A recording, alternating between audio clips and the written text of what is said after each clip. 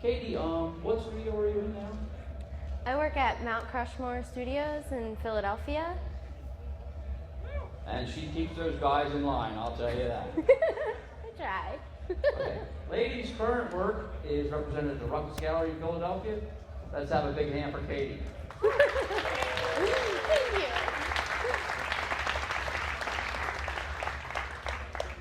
Okay. Hi, everyone. I'm Katie Severance, and Dennis just did a good job introducing me. I would like to give Dennis some praise back because if it weren't for him, I wouldn't be a glassblower. Okay. So I was asked to do a lathe demonstration that combined artistic flameworking with scientific flameworking, and I chose to do, this is the piece that I'm going to make today. It's my take on a coil condenser, which is a very common apparatus that the scientific students here would be practicing.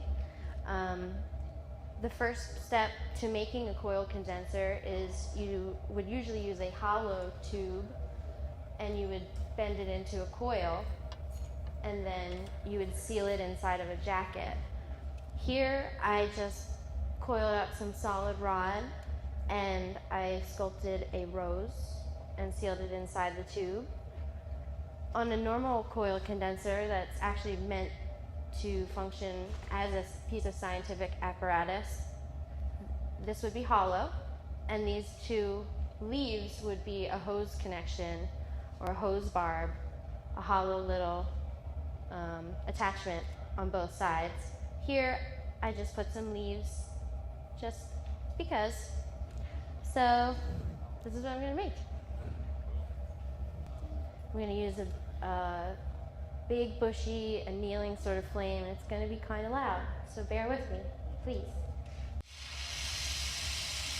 Also, if anyone has any questions, please feel free to ask.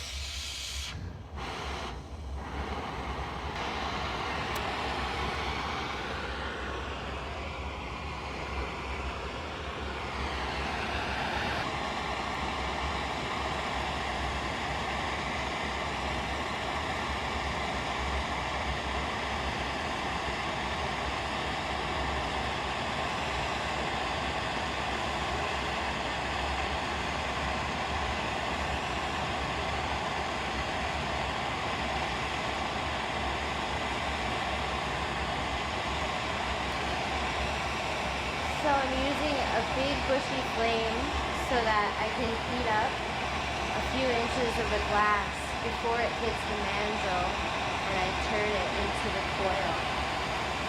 It just flows a lot better that way.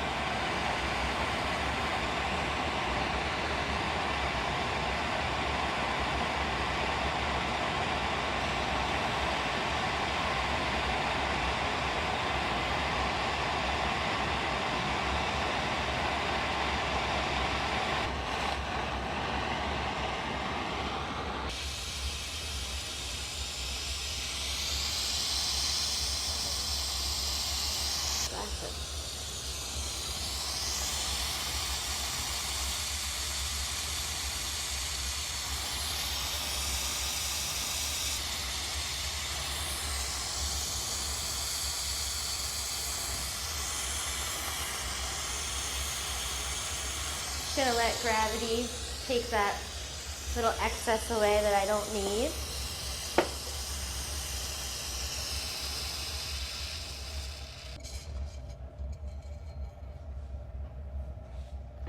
So that is essentially how you turn a coil. I have one here that's cool that I'm gonna pass around. Most of the scientific students probably already have experience with some, but if you're not a scientific glassblower, coils are really cool. I already prepped up my rose coil that I'm gonna seal inside here, but had I more time to demo, you would have seen me do what I just did here, but with my colored rod, and I flame worked a little rose and sealed that onto the end of my coil, which I have in the kiln here.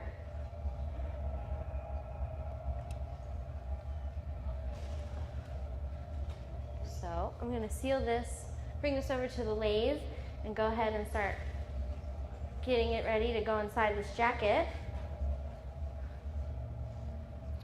Make sure you dust off all the kiln brick. It's never good. You don't want that in any of your seals.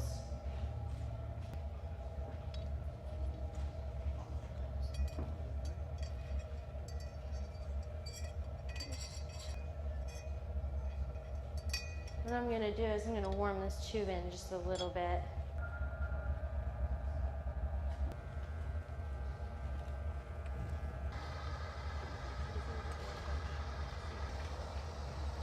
So condensers are something when I worked in scientific industry, and also when I was in school here at Salem in the scientific program, there's all different types of condensers, and they all do the same thing. They condense vapors back into a liquid, but all by different means.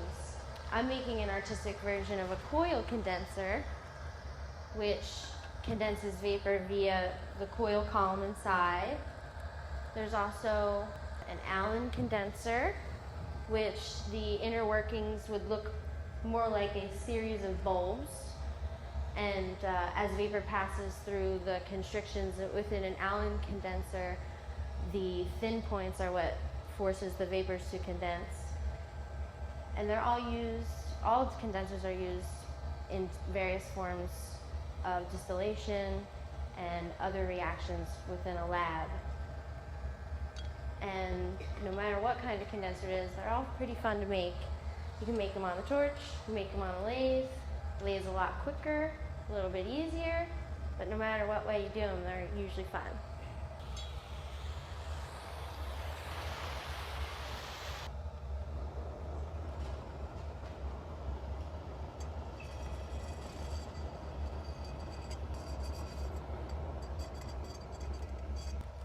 So I'm going to start by tagging this far end of the inner coil.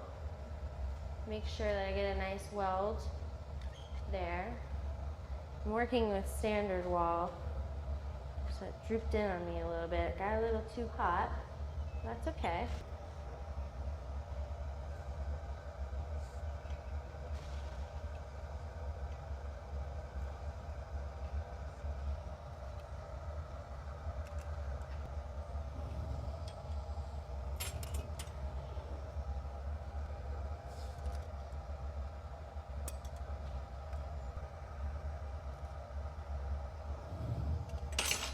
So, when you get distracted sometimes and you're not paying attention to your glass, it cracks.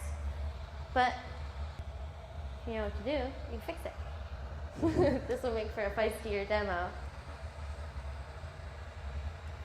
Since I took a little bit too long without flame annealing that seal that I just did, it popped on me.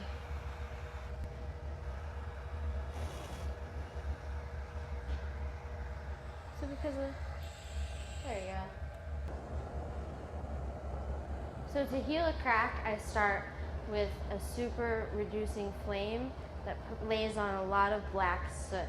The black soot is your friend because it makes a nice blanket around your crack and keeps it nice and cozy warm. So then, when you're ready to change to a little bit more oxidizing flame, sometimes you can watch a crack just disappear. If you get it nice and warm with this sooty flame, it makes it really easy to heal your crack. So now I'm going to up my oxygen a little bit here. Not too much because I have not sealed in to this other end. I don't want it to start to move on me, but I want to keep it happy. Until I can get this other end sealed in, I can go back on this with the flame it needs to really seal that crack in. For right now, while I have it nice and sooted, I'm going to go in for this other seal. Let's see if we can do it. Move this here, keep that guy happy.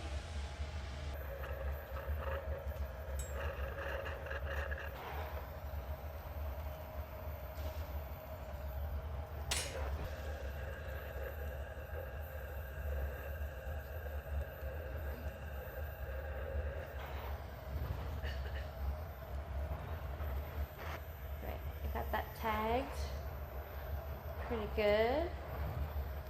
Come up from underneath. Let gravity pull it all down.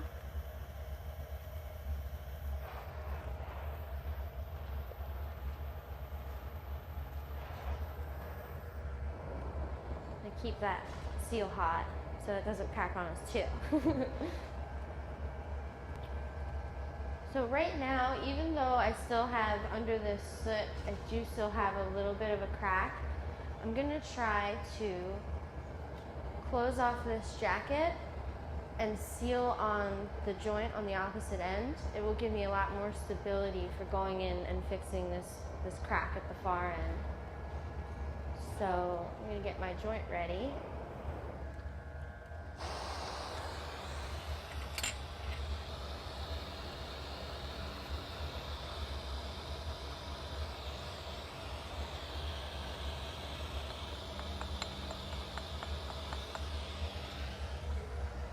Switch this, keep both seals happy. Right, so now I'm going to fire cut this joint.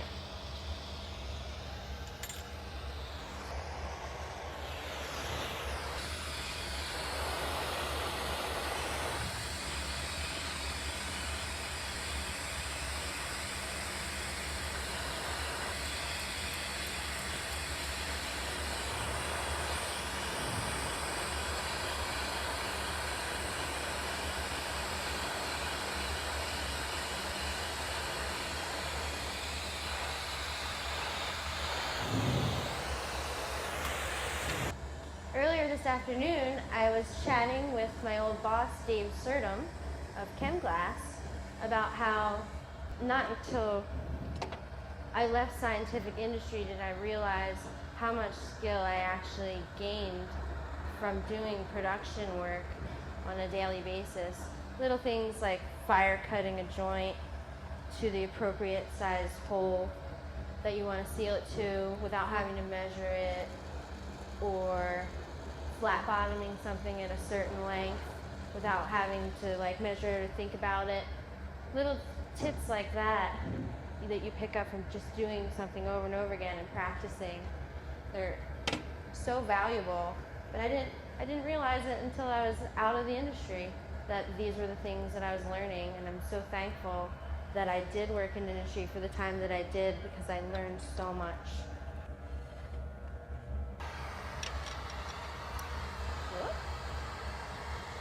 I just heard a big crack. I'm not scared.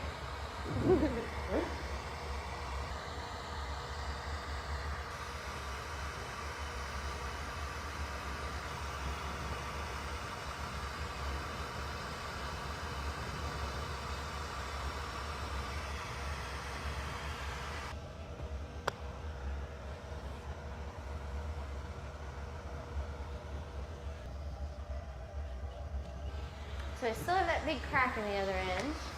I didn't leave myself too much room on this end to seal a joint, but I'm still gonna wrangle it.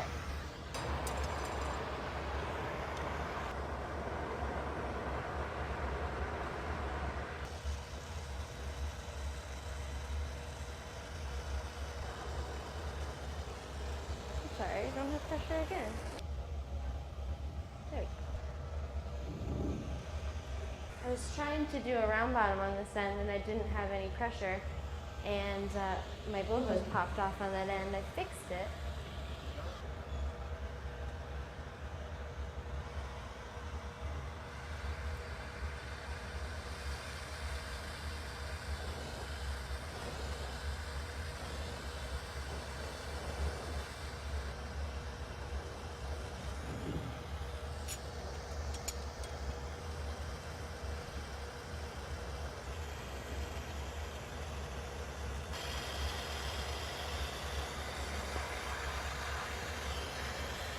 It's super close to my sculpture inside, but we're gonna go with it.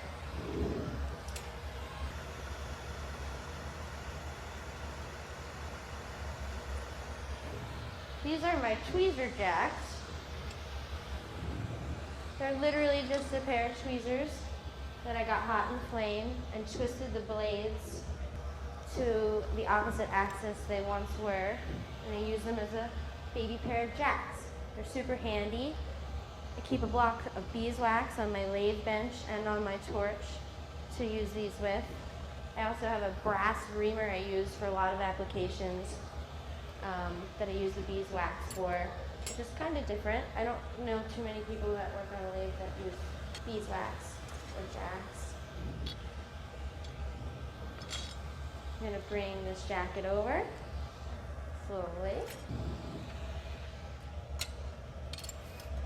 Okay, this is going to work out. We got this.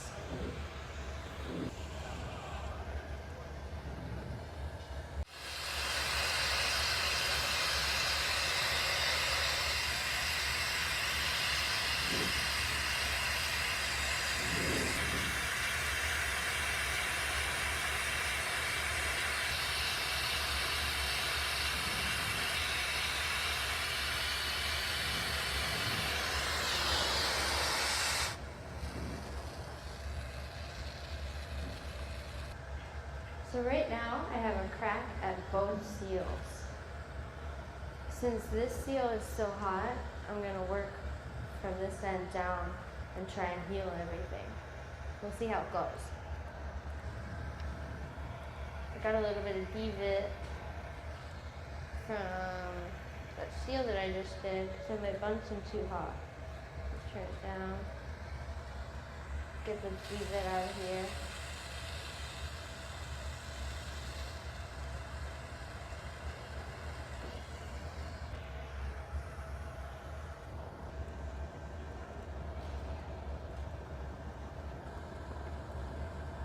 Alright, I'm going to get this end suited up, and then we'll up our oxygen, and we'll see if we can make nice.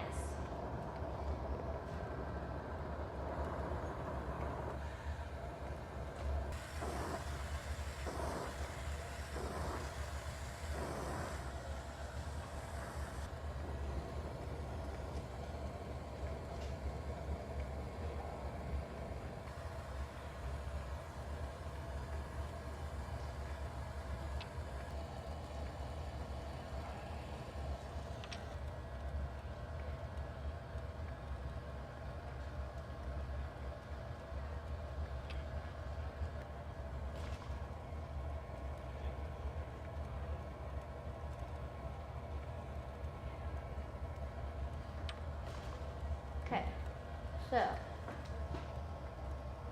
healed this crack, and I'm going to try and get the jacket to not look so warped. Go back and resize it a little bit.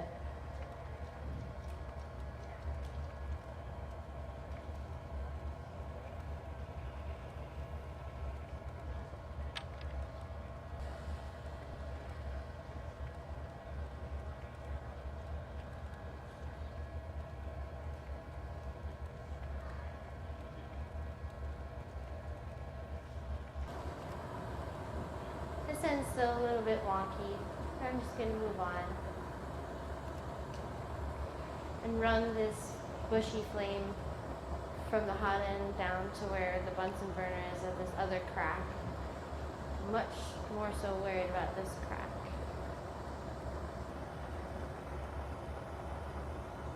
Looks like I got this crack out.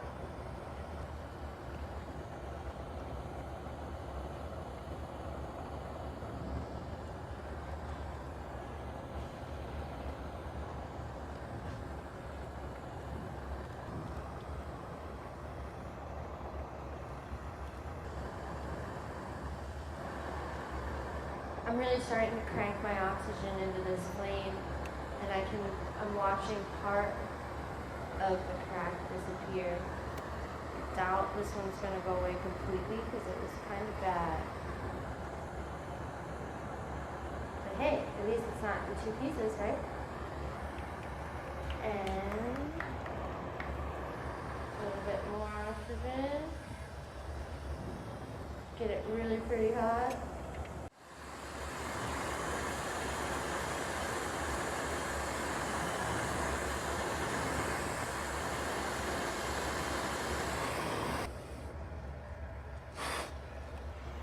Almost there.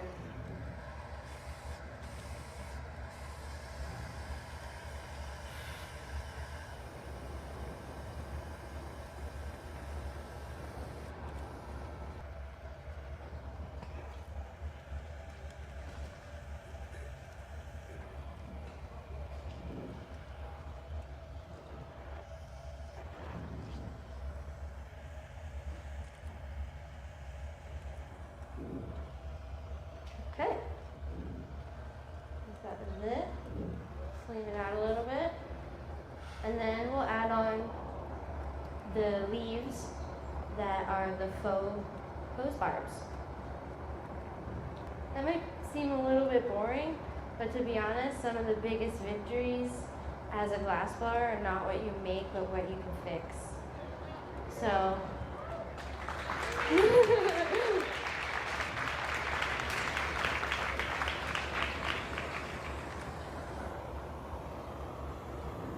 I just want to go back in with a tighter flame directly on that seal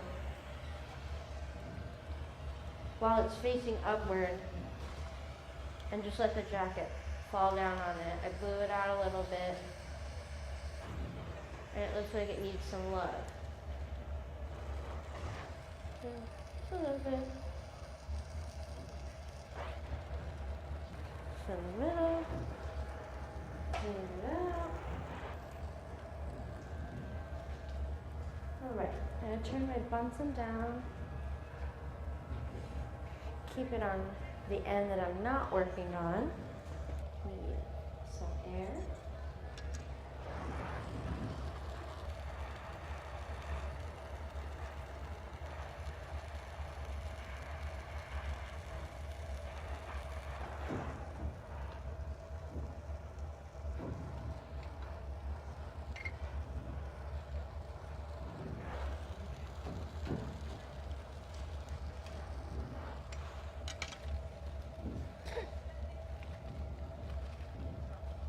Okay, that's on there pretty good. I'm going to take it off the honey here.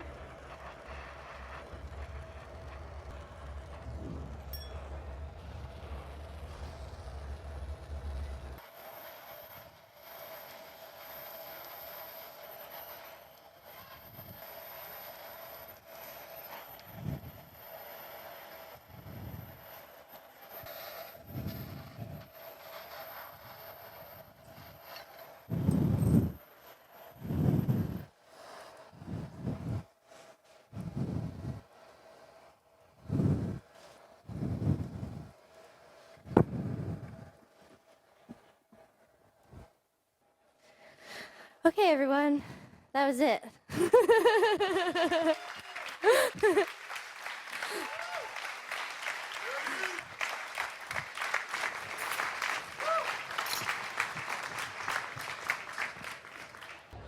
You can stick it. Ready? Hey, hi, Tom. Hi, it's me, Katie.